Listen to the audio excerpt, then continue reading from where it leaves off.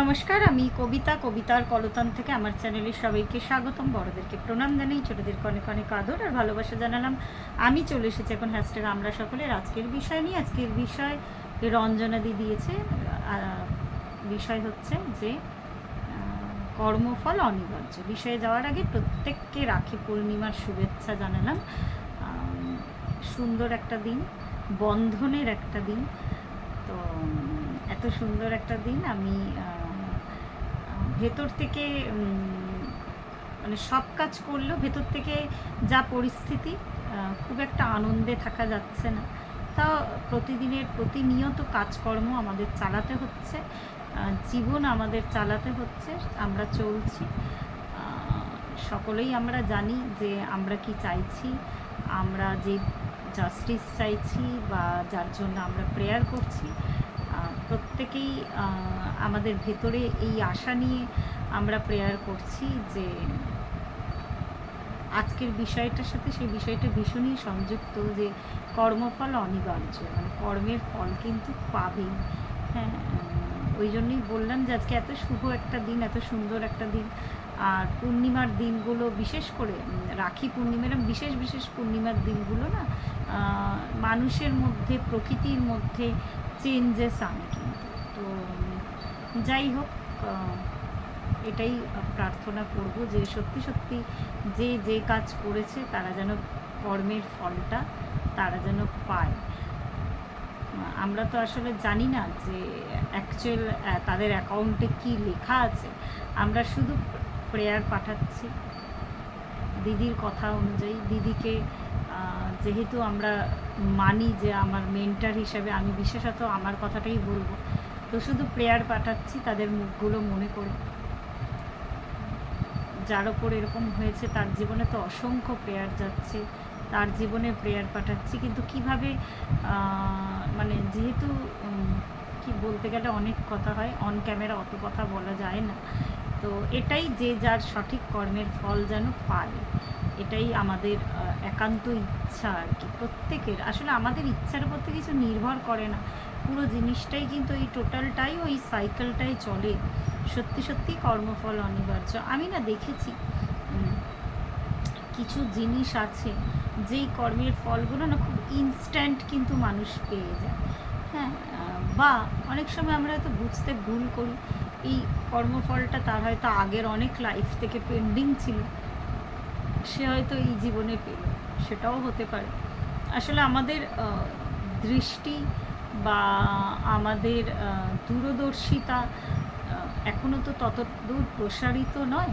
তো সুতরাং আমরা বুঝতে ভুল করি, আমরা মনে করি আমরা যে যার কর্ম করে যাই, যে যার কাজ আমরা করে যাই, আর সেই কাজটা যেন সঠিক পথে বা সেই কর্মটা যেন আমাদের সঠিক পথে বা সঠিক দিকে চালিত হয়। সে তার জন্য নিজের উইজডম রাখতে হয়, তার জন্য নিজেকে সজাগ রাখতে হয়। আমি দুম করে কাউকে একটা কোনো কথা বলে দিলাম, দুম করে একটা কাজ করে ফেললাম। আজকাল মানুষের না ভীষণ আমি দেখেছি পেশেন্সের অভাব। আর কিছু বলার আগে বিশেষত বাণী দিয়েই তো মানুষ মানুষকে বন্ধু করে, বাণী দিয়ে মানুষ মানুষকে কিন্তু শত্রু করে। আর শব্দ ব্রহ্ম, এই জন্যই বলা হয় যে শব্দের ক্ষমতা কিন্তু অসীম। হ্যাঁ, পৃথিবী যখন সৃষ্টি হয়েছিল তো সেই যে সাউন্ড, সেই যে ওমকার ধ্বনি, হ্যাঁ, তো তার ক্ষমতা কিন্তু প্রচুর। তাই জন্যই না মানুষ যখন এই কথাটা আর কি তার ষড়যন্ত্রের মাধ্যমে যখন বাইরে প্রকাশ পাচ্ছে, আমি বলবো না যে আমি একদম বলি না এখন, কিন্তু একটু ভাবি বা বলে ফেলে একটু রিগ্রেট হয় আর কি। আস্তে আস্তে এইভাবেই কিন্তু চেতনা জাগরিত হয়। তো কিছু বলার আগে, কিছু ভাবার আগে, অনেক সময় না বললেও ভেবেও কিন্তু কর্মফল আমরা খারাপ করে অ্যাকশানে তো করিই করি। হ্যাঁ, তো এই তিনটে জিনিস আছে যার সাথে কার্যকারণ ওতপ্রোতভাবে সম্পর্কিত। তো কিছু বলার আগে, কিছু ভাবার আগে, কিছু করার আগে 10 বার ভাবো, 10 বার আগু পিছু ভেবে সেই কাজটা করো। মুখ থেকে একটা শব্দ বেরিয়ে গেলে কিন্তু তার আর রেহাই থাকে না। বা তাকে তুমি যতই পোশাক পরাও না কেন, সে কিন্তু আর ঠিক করে রেডি করানো যায় না তাকে, বা আগের স্থানে তাকে কিন্তু পৌঁছানো যায় না। আমরা এরকম অনেক এক্সাম্পল দিতে পারি, অনেক উদাহরণ দিতে পারি যে এই মানুষটা ওইটা করেছিল তার কর্মের ফল পেয়েছে, এই মানুষটা সেইটা করেছিল তার কর্মের ফল পেয়েছে। আমরা সবসময় না বাজে দিক থেকেই কিন্তু এই কর্মফল ব্যাপারটাকে আমরা সবসময় একটা আমাদের মধ্যে ধারণা আছে যে একটা নেগেটিভ সেন্সে বলি কথাটা, কিন্তু তা নয়। হ্যাঁ, কর্মফল কিন্তু আমাদের ওই অ্যাকাউন্ট, এটা অনেকবার মানে এই ধরনের ব্যাপার আলোচনা হয়েছে, এটা আমাদের অ্যাকাউন্ট। আমরা ওই অ্যাকাউন্টে যতটা আমাদের আছে, ব্যালেন্স আছে, সেটা ভালো হোক বাজে হোক, সেই অ্যাকাউন্ট কিন্তু আমাদের মানে বার্থ আফটার বার্থ কিন্তু আমাদের নিতে হয় ওই অ্যাকাউন্টের জন্য। তো এর ফলে কিন্তু আমরা মানে ওই হয়তো মানে এই জন্মে আমি এমন বাজে কাজ করছি, আমার পুরো অ্যাকাউন্টে যা গুড ফরচুন ছিল তা তো খরচা হয়েই গেছে, সাথে সাথে এতটাই আমার ব্যাড কজ আমার জমা হচ্ছে, তো সেটার খেসারত কিন্তু দিতেই হয়। অনেক সময় কিন্তু এই মানে কি বলবো, এটা খুব খারাপ জিনিস, বলতে গেলে অনেক কথা মুখে আটকায় আর কি। আমি এটা ভীষণভাবে মানি যে বাবা মার কর্মের ফল কিন্তু সন্তানকে কিন্তু চোকাতে হয়। আর সেই যে তার সন্তান হয়ে জন্মেছে এই জন্মে, তারও নিশ্চয়ই এই আমাদের এই রিলেশনগুলো কিন্তু কার্মিক রিলেশন থাকে।